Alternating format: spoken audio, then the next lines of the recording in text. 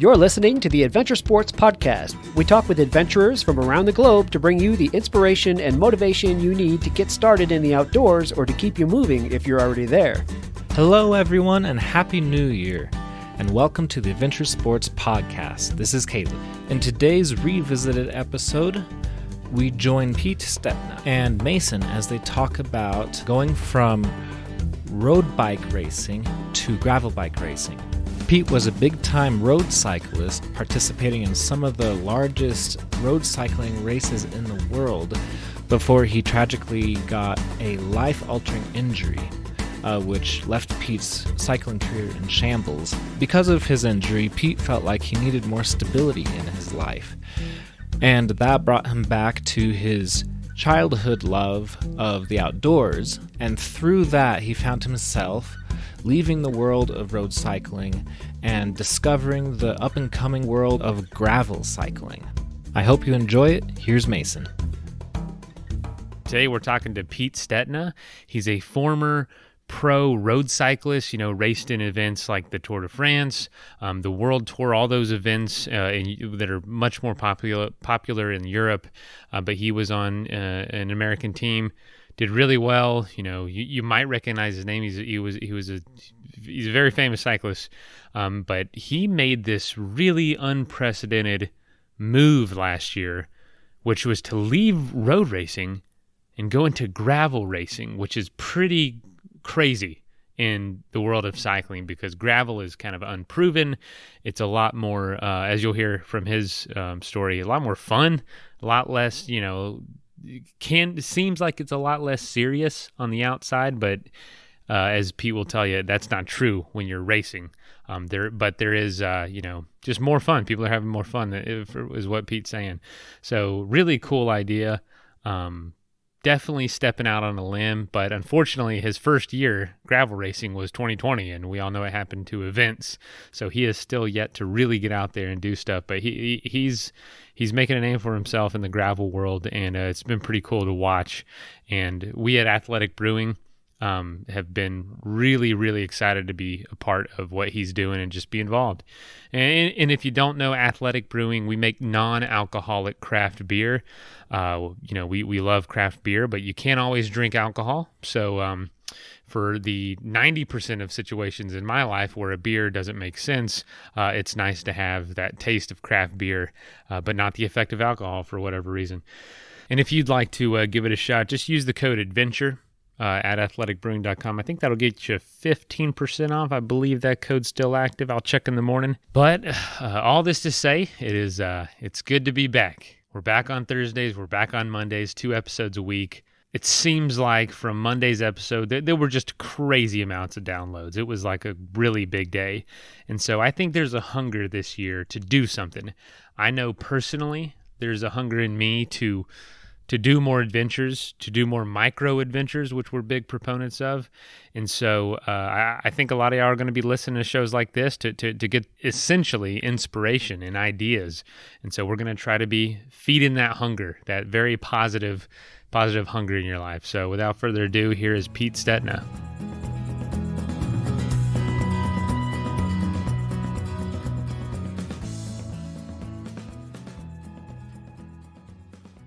Stetina. Is it Stetina or Stetina? I heard it pronounced both ways, actually. It is Stetina. My ancestors come from Czechoslovakia, and then all the Italians racing in Europe would think it's Stetina. So yeah, everyone says it that way, but it's Stetina with a silent I. Man, you know what I think it was? I think it was actually Italians saying it Stetina. So that's so funny when in my research. But anyway, Pete, welcome to the show. Thanks for having me. Yeah. So we talked a little bit before, but you're coming from the Tahoe area. Is that home for you, or where do you consider home? That's an ongoing conversation. Technically, the primary residence is Santa Rosa, wine country, California, Sonoma County, just north of San Francisco.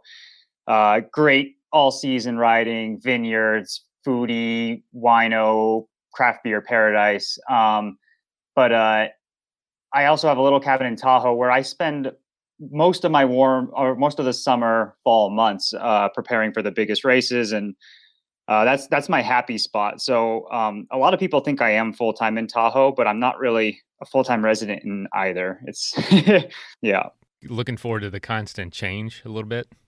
I think so. And I just growing up racing every weekend all over the world. It's I definitely have some wanderlust built into my lifestyle and soul. So I get a little antsy if I'm somewhere too long. I got to change it up with fresh scenery and different rides. So you mentioned childhood.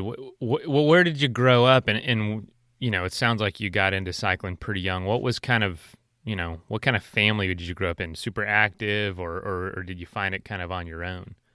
Yeah, I grew up in Boulder, Colorado, so outdoor sports mecca. And a kid growing up in this idyllic outdoor community, health focused hippie yuppie society.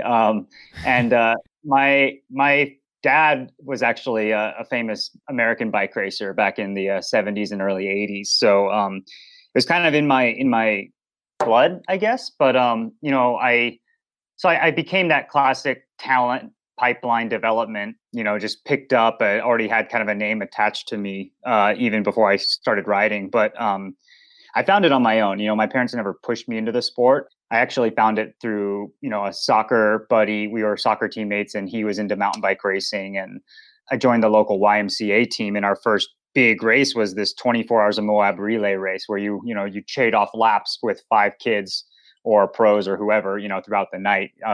24-hour racing used to be a lot bigger.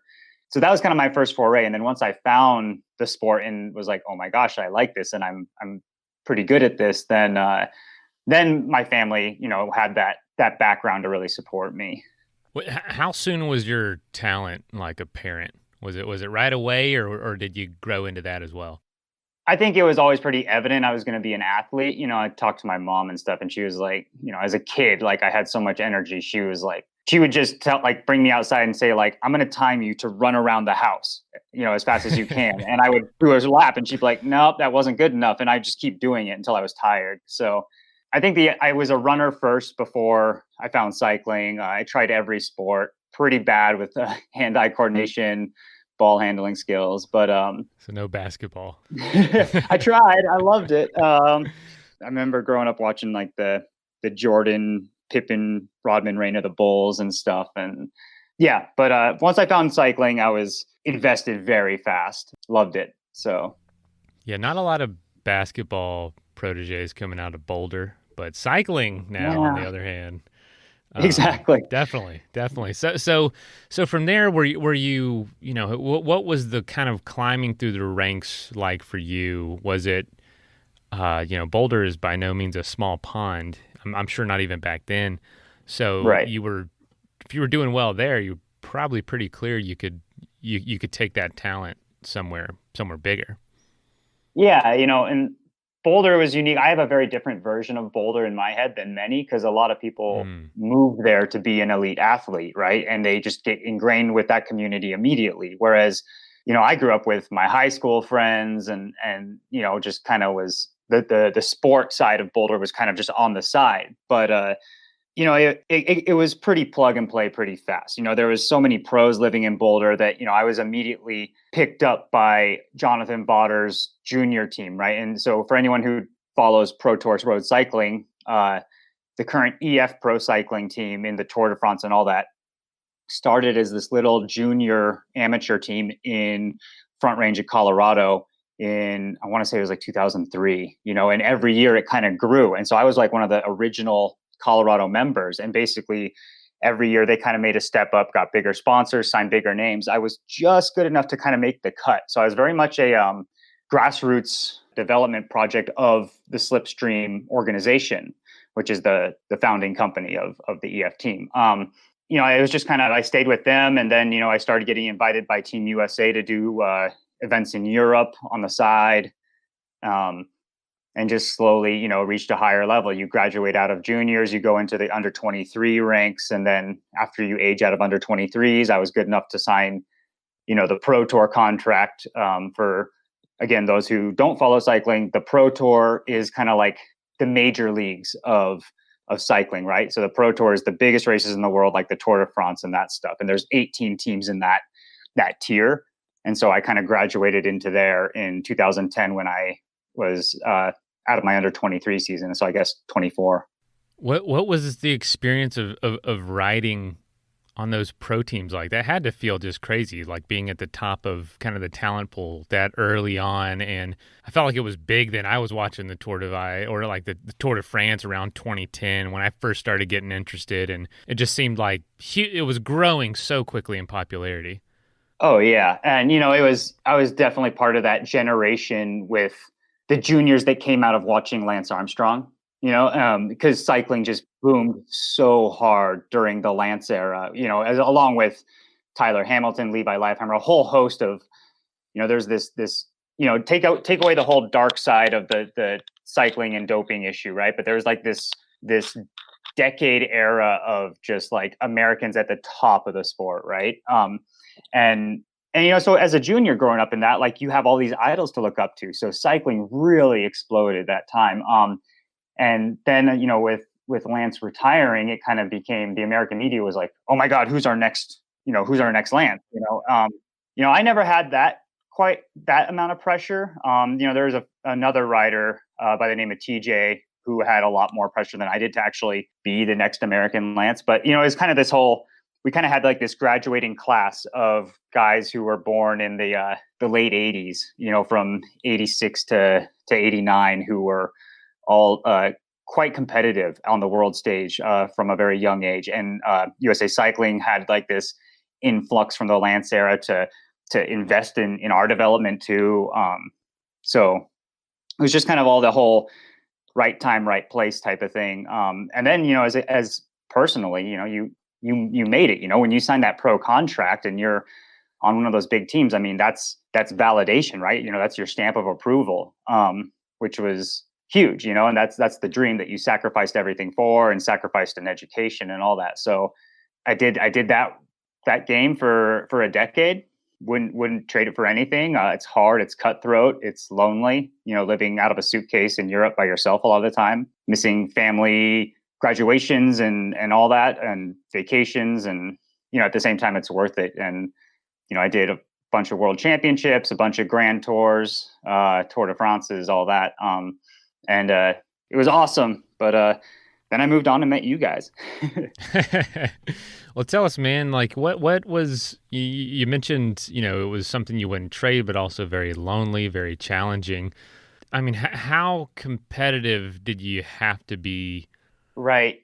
Pro cycling is a 24/7 job for 11 months of the year. You have your one off season after the last race where basically you check out for a month. You do home projects, you drink as much beer as you can fit in the system. And, Oh, God, and then yeah. you step on the scale 31 days later and you say, oh crap, like here, nose to the grindstone. But then the rest of the year, I mean, it's when your body's your job, you can't really do the whole 9 to 5 thing. Like you really just have to, I mean, everything you eat the night before counts towards the next day's training, and stretching after the ride, so you always just have to be fully invested in your body, which is, it's hard, it's hard to not, take it. You want to take your foot off the gas, but then someone else is pushing just as hard. And the sport of cycling being so international, right? Like it's, all you need is a bike and to prove yourself in a race, and you can start to be noticed, especially in Europe, so it's being a global sport like that. I mean, there's not many other sports where, some kid from the farm in Lithuania can compete from, some kid in the Boulder Mecca of Colorado, and it's, everyone can kind of prove themselves. And if you get noticed, you get a chance. So it's, there's a lot of people with a lot of hunger out there. So it's very true in cycling that you're kind of only as good as your last race. And it's a pretty cutthroat lifestyle, and if you do sacrifice, I mean, I didn't go to my sister's college graduation in Bellingham, because, I had to, even though I wasn't at a race, I had to be in Europe to not be dealing with jet lag, to be ready for the race a week later. And, it's hard to miss a lot of those things. But at the same time, like, your family and all that, and they realize like, you're pursuing this dream. And, when you finally make the Tour de France roster or something, it's exciting for everybody. But it's a very, for me, it's a very selfish lifestyle. It encompasses so many aspects of your life, even to the time of season that, we have to plan our wedding, for example. Like it has to be in the off season when you can let loose and have a good time. So it's like all the cyclists are married between like mid-September and mid-November or So something, you have like the same anniversaries. Oh, we all do. Yeah. And it's just like, so it's you have to sacrifice everything. And that's hard. And it was, like I said, it was so worth it. But eventually, like, I kind of saw this gravel movement where I could have a life and still be an elite athlete and still get paid to be a bike racer. So that was kind of what led to the transition a little bit too. Hey friends, I want to take a minute to tell you about Campfire Ranch. My friend Sam started Campfire Ranch several years ago, and his goal, his mission, is to energize places by creating meaningful human experiences in the outdoors. At all of the Campfire Ranch locations, from their campgrounds to trailside lodges to backcountry huts, their goal is to help you stay in the place and in the way that you want so that you can spend more time getting out there and getting after it. Campfire Ranch Little Sugar is a trailside lodge located in Bella Vista, Arkansas, just north of Bentonville, the mountain bike capital of the world.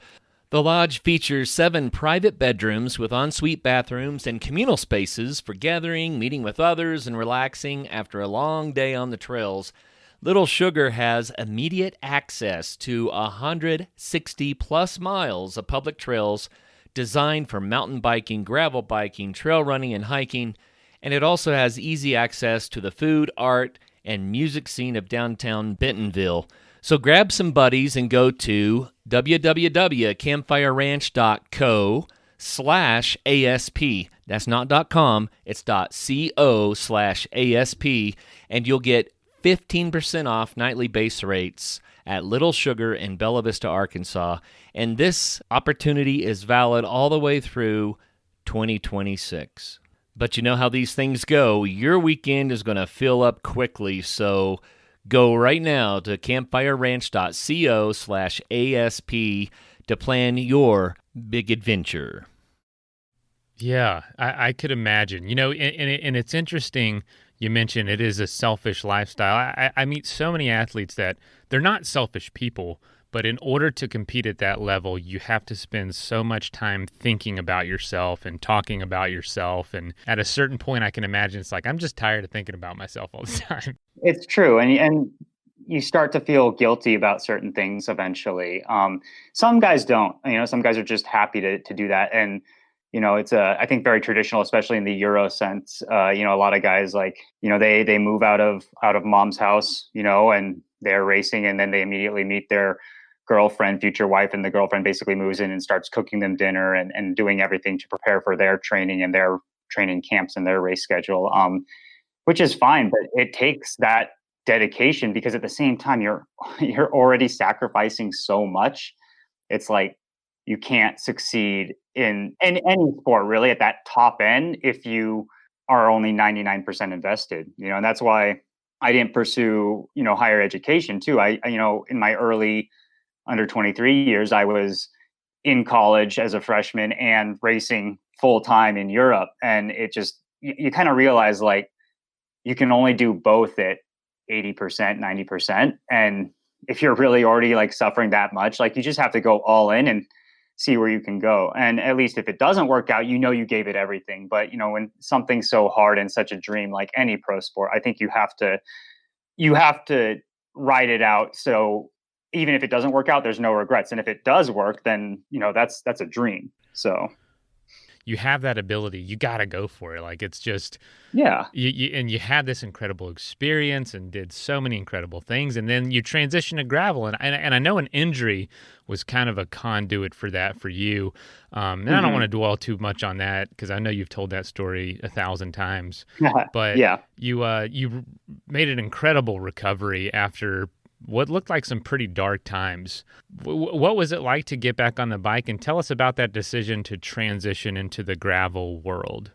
Yeah, it was, again, just like I kind of talked about, being that junior in the Lance era. It was just, again, it was just this coincidental right time, right place, and just seeing that opportunity and taking it. And it was, yeah, it wasn't like, I was disillusioned and not fulfilling, any athletic potential. I mean, I did the world tour for a decade on all the biggest teams. And, as far as I was really concerned, like I had kind of ticked a lot of the boxes. I mean, of course there's a few regrets, but I had my dreams in gravel outweighed my unchecked list in the world tour, which is why I made that decision. But what happened, especially last year, was this whole new discipline of cycling that was US based and fostered, of just this experience of off-road hard endurance, getting out there in the nothingness, highlighted by this massive party and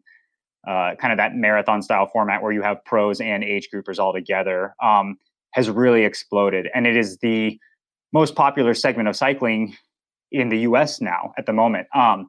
And I kind of dabbled in a few of the races last season while still holding my pro tour contract. And it was just this moment of enlightenment where I was like, oh my gosh, like this is so big. I think I could actually make like a full-time go of this and still like continue to be competitive, but kind of do it on my own terms and have a lot more fun doing it. So I kind of jumped off the circus of the world tour and started my own, privateer project in being a quote unquote gravel pro, even if that is a thing, but I'm trying to make it a thing. What are some things that are immediately you notice different about racing in these events versus kind of the culture of road racing? It's still very much, it's a party and a community experience first and foremost before it's a race. And it's gentlemen's racing. So, it's kind of, the result is not the end all and be all. It's the story and that shared experience, which is powerful. And most people are signing up for these things just because it's daunting to finish it. That said, whenever you give somebody a number plate, like they're going to try harder, like it's still a freaking bike race, And so, so there's guys at the front really racing it, but then there's thousands of people doing it for their PR or their personal best. And at the end, like, you're like, oh my gosh, we all did our own journey, but we all did it together, So it doesn't really matter, if I did this event in 6 hours and you did it in 7 or 8 hours, like we went through the same things, and to celebrate that together afterwards is really powerful. And then in terms of being a pro doing it, you can kind of use your influence because people are nervous enough about even finishing these things, So if there's a certain product like a tire that I can highlight saying, like this is giving me the best chance for success, I think people, I have a platform to really speak to that, that people will listen to. So, that's the pro template. But at the same time, you can't sacrifice being that placings before all else instead of, people in gravel want to see a person who races bikes. I don't think they want to see a bike racer who's just a person on the side and kind of like, you got to be a personality and fun and and focus on the big picture a bit more. So you and I were talking about that on that Coast to Coast ride about it being more, to grow the sport, you need people that are racing that are gregarious, that are friendly, that are going to be inviting towards the sport versus, there's a lot of sports out there that it can feel extremely intimidating to approach somebody, to talk to them, or to even visit the race. You don't feel like you're doing something right, even as a spectator. But with gravel, it does seem more community oriented. And I think that's going to be a benefit in the long run for you. I hope so. I think so, and I'm having a lot more fun doing it. There's going to be certain days when I'm, riding in on a flat tire with, hours behind the winner. And it's going to be just as important to hang out and enjoy the scene and share the stories. And the good thing about beer that's at the finish of all these events is it's good for celebrating and it's good for commiserating. So, I'm gonna crack one anyway, and look forward to the next project and the next event and the next gathering of the tribe. What kind of feedback did you get? What did you hear from folks making the transition? Was there anyone that was just dumbfounded by it, or was there a lot of support? How was it for you? It definitely struck a chord in the cycling world. I was surprised. It was very deliberate on kind of holding my cards close to my chest until I had some backers, to support my adventure. But pretty quickly, the industry saw it. And then once the news dropped, I mean, a lot of people were pretty surprised just because, I'm not of like, this isn't like a retirement tour. Whereas, other people who have kind of started dabbling in gravel were kind of like, winding it down, just kind of being a promotional face and, going on a fun tour. And I mean, I'm kind of in the prime of my career physically. So it was very much like a jumping ship kind of feeling. And I think it struck a lot of chord just because, my story, which is true, is like, this is something I love more. And I'm striking out on my own for something that speaks true to my heart, even, though it's stepping away from the limelight and the TV stuff and all that. And, I think a lot of people, I mean, it's just like any industry, it's, instead of being an employee, you're starting your own business and, trying to follow your dream. And that was just cycling's version of that. So it was overwhelmingly supportive. I definitely think cycling in Europe on the road is so traditional. I mean, I've had team managers that say you can't have a beard, you can't have long hair, you can't have an ear piercing. Like, it doesn't look right. It's not professional, right? So cycling is so traditional that I think some of my colleagues are very interested and some are like, oh, Pete's just winding it out. Like, he's just playing bikes now. He's not a true pro. But I mean, I can look at my fitness levels and my power files and tell you that's not the case. You talking about that sounds so much like the journey here at Athletic. What's more traditional than beer, Right. And it's like, it's been thousands of years. So when you diverge off the path to do something really out of the box, but essentially parallel, it's just, you get all kinds of reactions, and it's like, who would do that? And then right. you're shining a light on this path that you can't see where it goes, and it's like, it's in your court. You've got to make these connections. You got to manage a lot more. You said like running your own business. I know for you, it's this whole new path, and it has to feel scary, exciting, all of the above. Oh yeah. It's the hustle is real. It's a lot of work. It's a much more whole athlete, a whole person focus. It's obligations to different sponsors, whether it's Athletic or Canyon Bikes or Shimano components, and or it's doing my own logistics, my own budgeting around that. Whereas as a pro athlete, you're literally just handed a bike and you just focus on your fitness and your body, and everything else is taken care of, so you can just focus on that.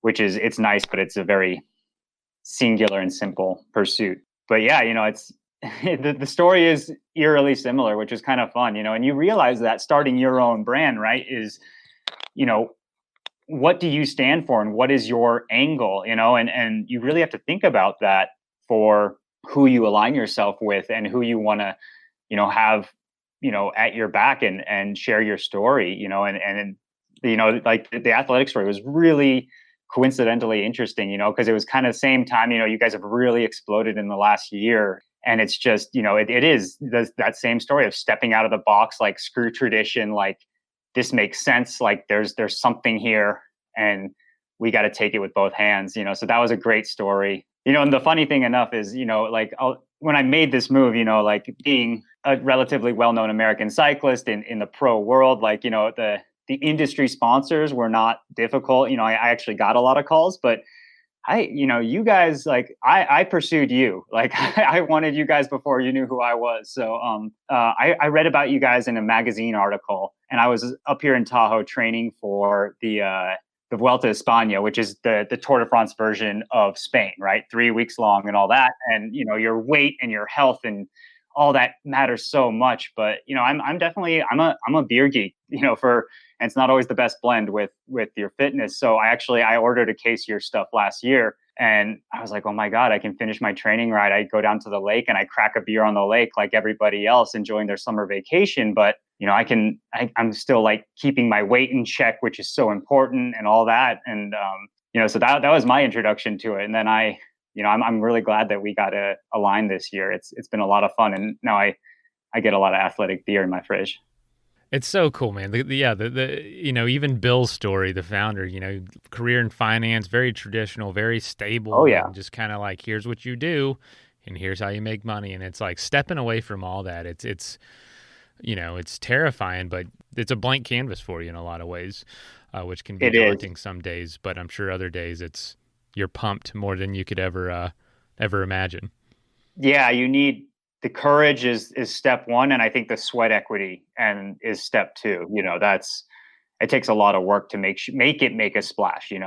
But no, it's been a great journey. And it's actually paid off a lot, especially with the pandemic year. It was. I mean, I miss events and the gathering of my tribe more than anyone. But at the same time, it was a really nice year to be able to talk with you guys and my other sponsors and pivot to alternative concepts and events in lieu of, whereas traditional racing was just a hard governmental strict lockdown. Like, you're a pro bike racer, there's no pro bike racing, and whereas we could like, oh, I'm gonna meet up with you guys and tell you ride in the mountains, and we're gonna like ride and take pictures on some really scenic stuff, and then I'm gonna go try for a fast thing on some course in the Colorado mountains or whatever. So it was hard to reinvent myself twice, once with gravel and then immediately after with no racing. What am I going to do? But at the same time, like, it allowed for a lot of creativity, which was, I think it was a silver lining.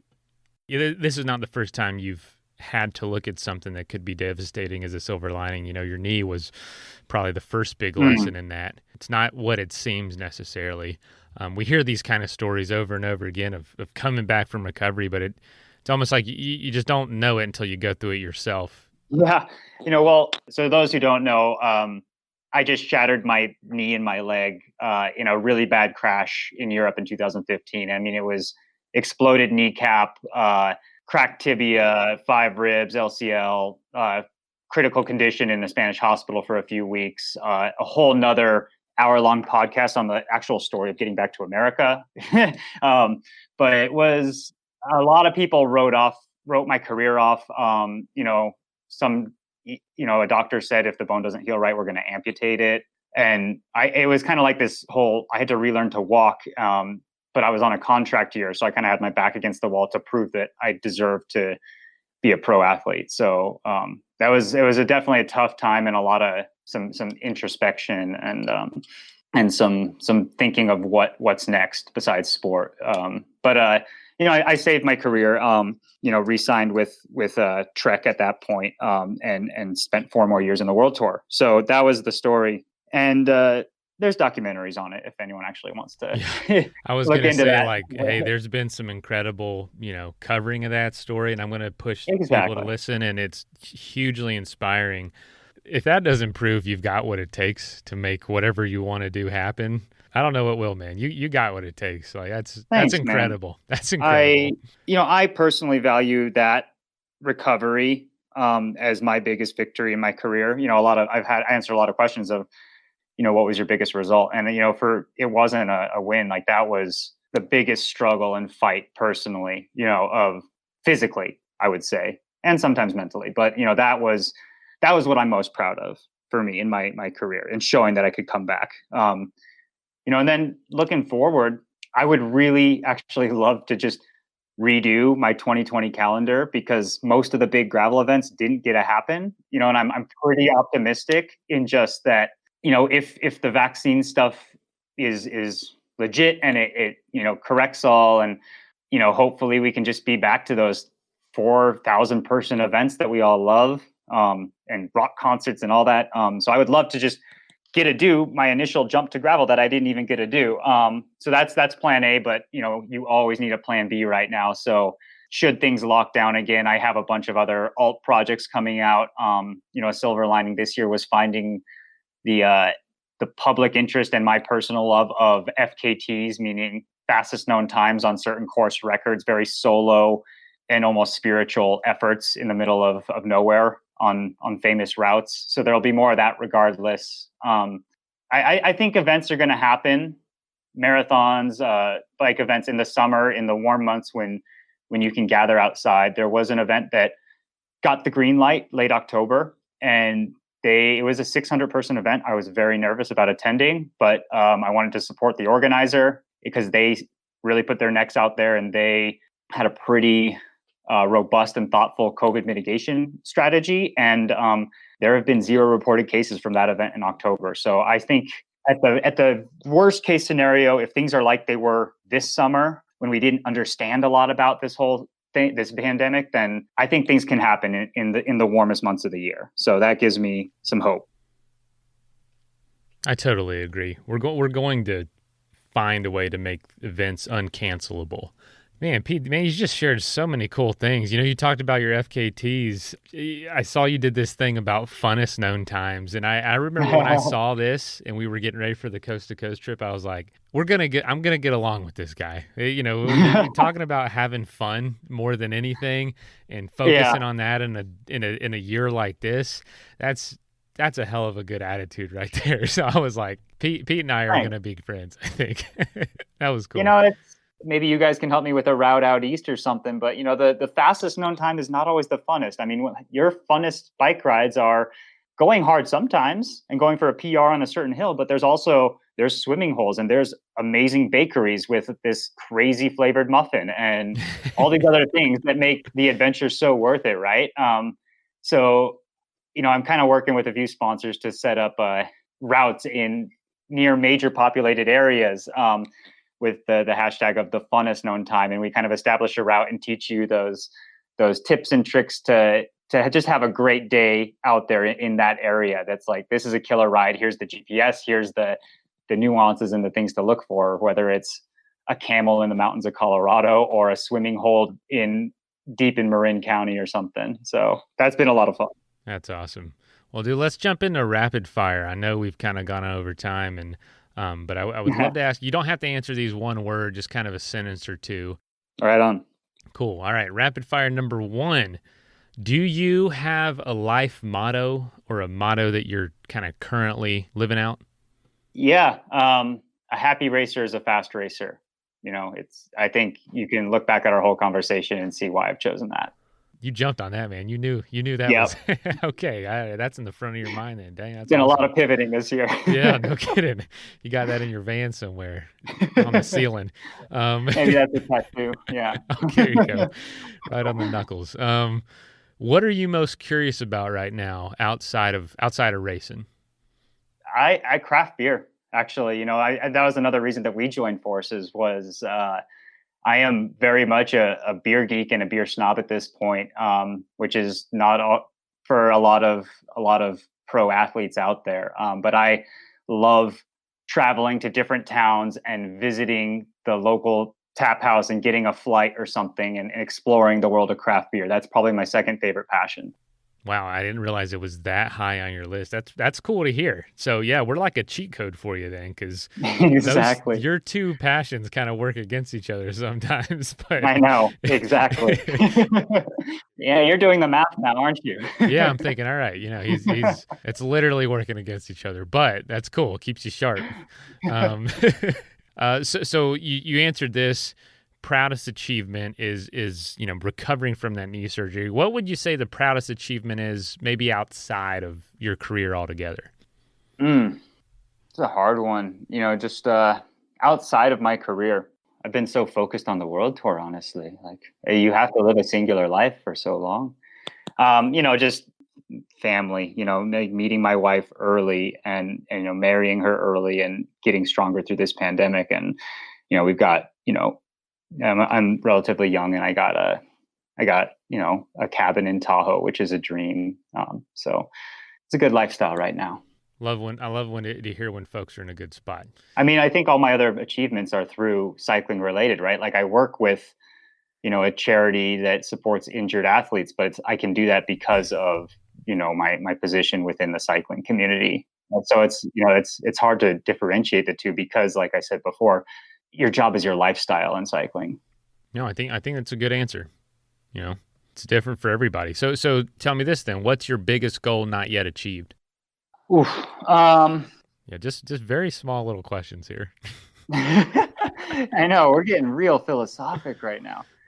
I would love to this year specifically, my biggest professional goal is to, actually stand on the top step in some of the biggest gravel races. But even more importantly, just help continue to make gravel a very legitimate discipline within cycling. And that includes beyond personal race results, that's continuing to make a living being my own boss and my own brand, and foster diversity in cycling, whether through people of a different racial background or women's parity in sport. So I got a couple irons in the fire in that regard.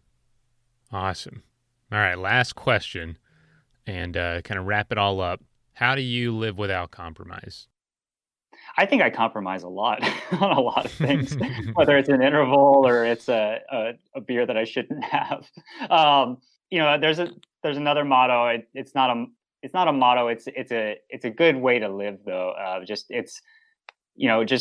You got to be at 90% of the time, and so I think there is always room for a compromise, but as long as you're 90% at your top, you're always there, you're always professional, whatever it is in life, whether it's your relationship, it's your race goals, it's your training, it's your job.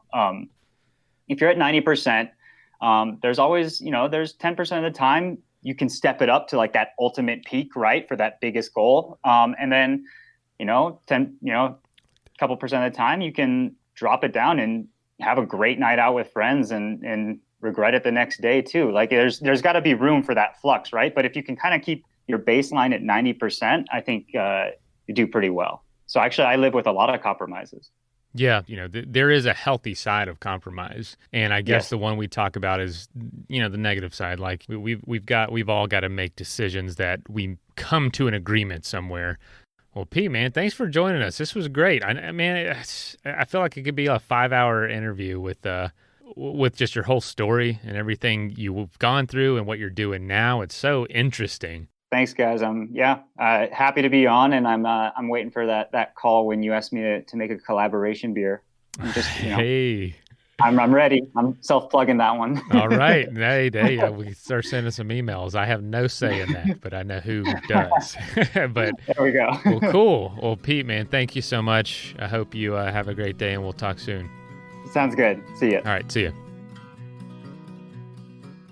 First of all, thank you so much for listening. It means the world to us that you choose to listen to this show. If you'd like to help us further, you can leave a review on iTunes, share us with your friends, your family. It goes a long way to growing the show. You can also support us financially through patreon.com/adventuresportspodcast. Link is in the show notes. And also, if you have an idea of who could be a good guest for the show, we're always looking for people to tell their story about the outdoors or adventure. So if you know someone, please reach out. Email us at info@adventuresportspodcast.com. And until then, get out there and have some fun.